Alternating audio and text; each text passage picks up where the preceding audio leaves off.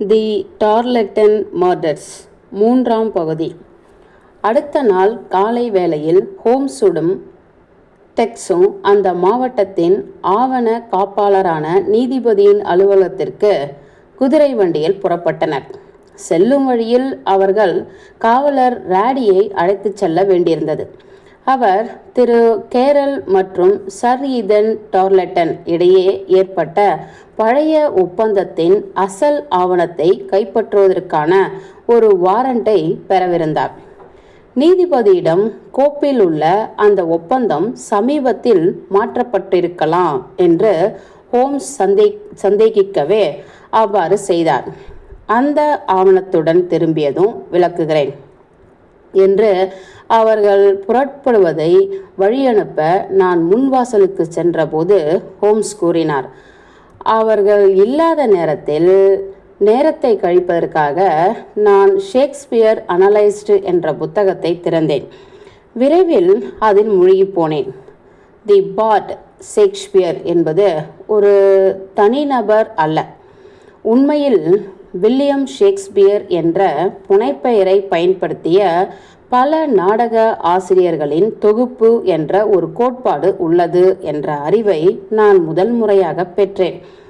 அந்த நாடகங்களில் உள்ள பல மேற்கோள்களை என் மனதில் நினைவு கூர்ந்து அவை ஒவ்வொன்றுக்கும் ஏற்பட்ட மேதைகளின் கைவண்ணம் என்ற கற்பனை செய்ய முயன்றபோது அது எனக்கு அபத்தமாக தோன்றியது.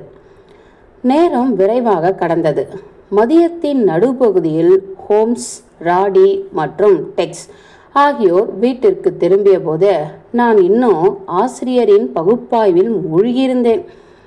நான் சந்தேகப்பட்டபடியே தான் இருக்கிறது வாட்சன் என்று ஹோம்ஸ் அறிவித்தார். மேசையிலிருந்து ஒப்பந்தத்தின் கார்பன் நகலை எடுத்து அசலுடன் ஒப்பிட்டுப்பார். நகலில் உள்ளதற்கு முரணான ஒரு பக்கம் அசலில் மாற்றப்பட்டுள்ளது. அதன் நீர் அடையாளத்தை, அதாவது வாட்டர் மார்க் கவனி. தொளதொளப்பான சேவலின் கொண்டை தொப்பியும் 5 முனைகளை கொண்ட காலரையும் அணிந்திருக்கும் ஒரு கோமாளியின் சித்திரம். அதில் ஒவ்வொரு முனையிலையும் ஒரு சலங்கை இருக்கும். அசலின் போலி பக்கத்தில் அந்த கோமாளி வேறொரு நிலையில் இருக்கிறான். மற்ற 3 அசல் பக்கங்களில் கோமாளி நடுப்பகுதிக்கும் வலதுபுறத்தில் இருக்கிறான். ஆனால் மாற்றப்பட்ட போலி பக்கத்தில் கீழ் இடதுபுறத்தில் இருக்கிறான். ஆவணங்களின் காலத்தை கண்டறிவது குறித்து எனது ஆய்வு கட்டுரையை இதற்கு நான் ஆதாரமாக குறிப்பிடுகிறேன். மேக்கின் காகித ஆலை 2 ஆண்டுகளுக்கு முன்புதான் நீர் அடையாளத்தின் இடத்தை கீழ் இடதுபுறத்துக்கு மாற்றியது. அதாவது இந்த போலி பக்கம் சமீபத்தில் தான் செருகப்பட்டுள்ளது. நான் 2 ஆவணங்களையும் ஒப்பிட்டு பார்த்தபோது ஹோம்ஸ் கூறியது சரி என்றே தெரிந்தது. அந்த போலி பக்கம் திரு கேரல் சர் ஈதன் டார்லெட்டனுக்கு முன்பே இறந்துவிட்டால் அவரது 500 ஹெக்டேர் நிலம் சர் ஈதன் டார்லெட்டன் மற்றும் அவரது வாரிசுகளின் உடைமையாக மாறும் என்று குறிப்பிட்டிருந்தது. ஆனால் நகல் ஆவணத்தில் அப்படி ஒரு வாரிசுரிமை பற்றி எந்த குறிப்பும் இல்லை. இப்பொழுது அந்த போலியான ஆவணத்தை தயாரித்த கள்ளத்தனமான நபரின் அடையாளத்தை நிரூபிக்க வேண்டும் என்று ஹோம்ஸ் அறிவித்தார். வாட்சன், நாம் இங்கு திரும்பி வரும் வழியில் கிராமத்து மருத்துவரிடமிருந்து ஒரு பன்சன் சுடர் அடுப்பையும் எரிவாயு உருளையும் கடன் வாங்கினேன். மேலும் அந்த மாண்டில் பேசின் மேலிருக்கும் கடிகாரத்தை மூடியிருக்கும் கண்ணாடி குடுவை இதற்கு பயன்படும். அதை கொஞ்சம் கீழே எடுத்து தர முடியுமா?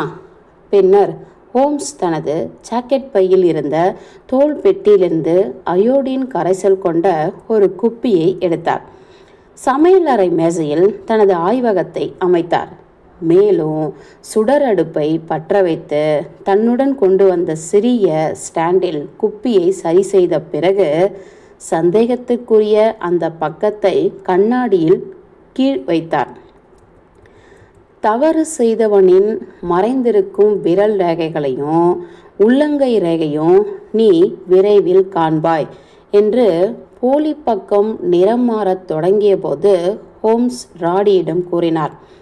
இந்த பக்கத்தின் ஓரத்தில் ஒரு வலது கையின் உள்ளங்கை ரேகையும் மேல் இடது மூலையில் 3 விரல் ரேகைகளும் தோன்றுவதைக் கண்டு ராடி வியப்புடன் பார்த்தார்.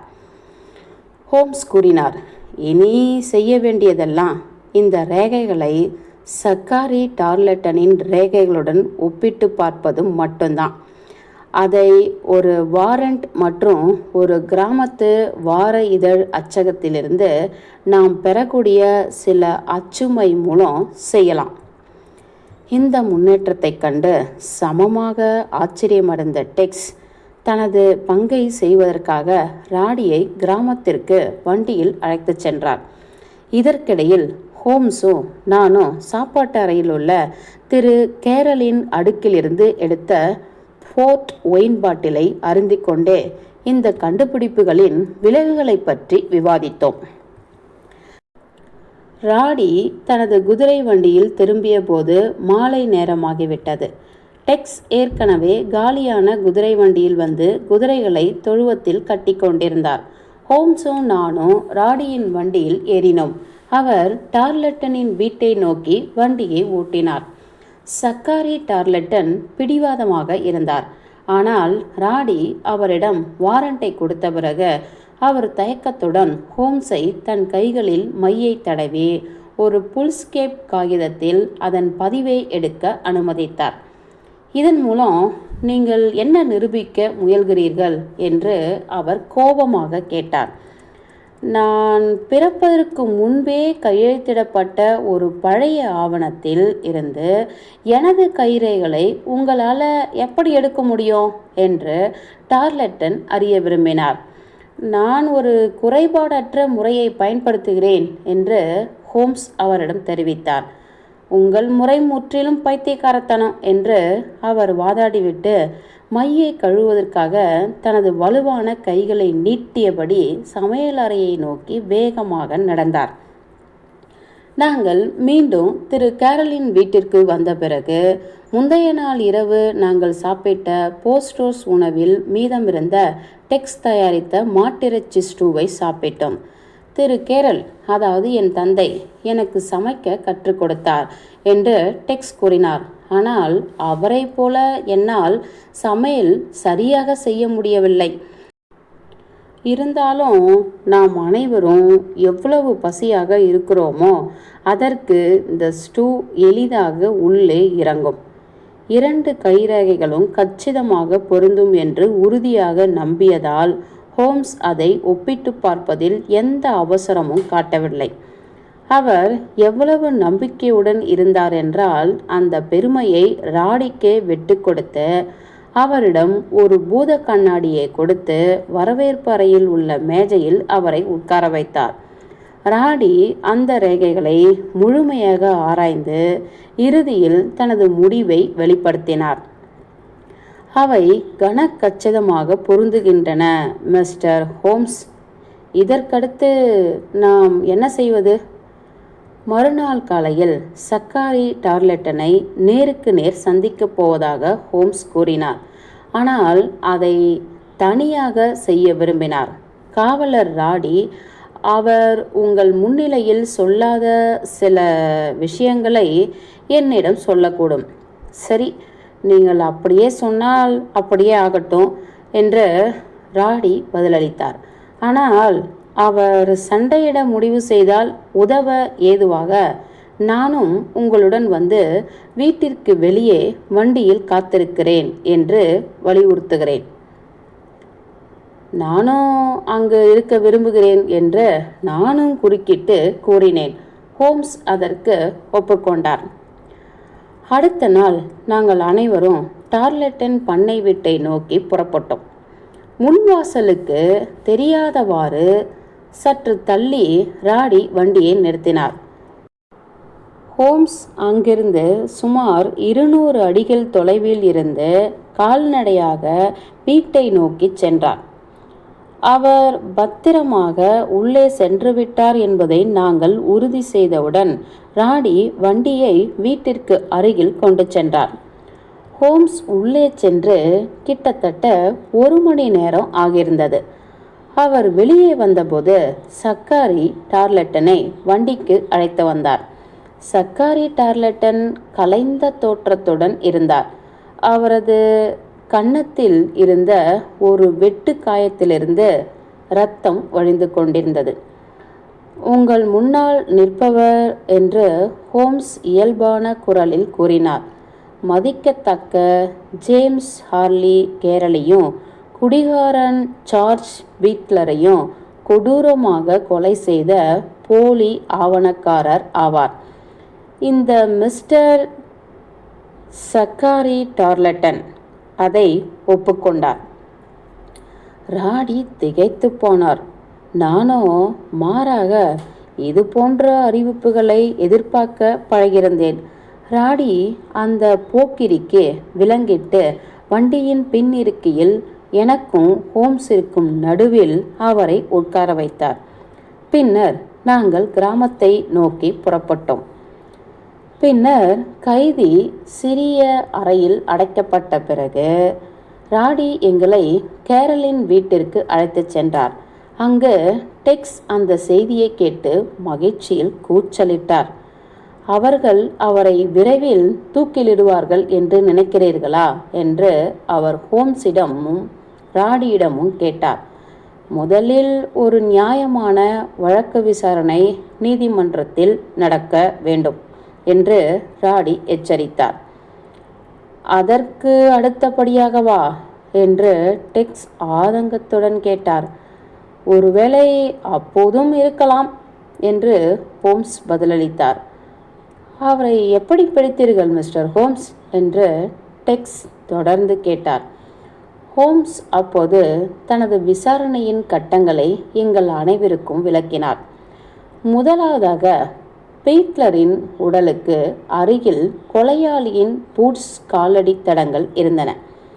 சக்காரி டார்லட்டன் நான் விவரித்ததை போன்ற ஒரு ஜோடி பூட்ஸையே அணிந்திருந்தார் என்று ஹோம்ஸ் எங்களிடம் கூறினார்.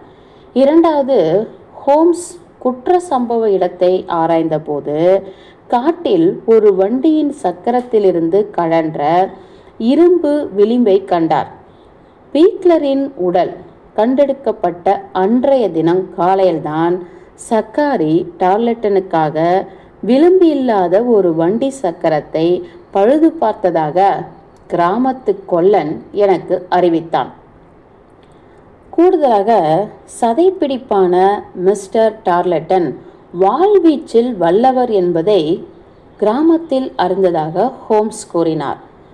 அமெரிக்க சுதந்திர போரில் ஒரே வாள்வீச்சில் தனது எதிரிகளின் தலைகளை துண்டித்ததால் தி புட்சர் என்ற பட்டப்பெயர் பெற்ற சர் பர்னாஸ்டே டார்லட்டனின் மகனான அவரது தாத்தா தான் அவருக்கு இதை கற்றுக் கொடுத்திருந்தார்.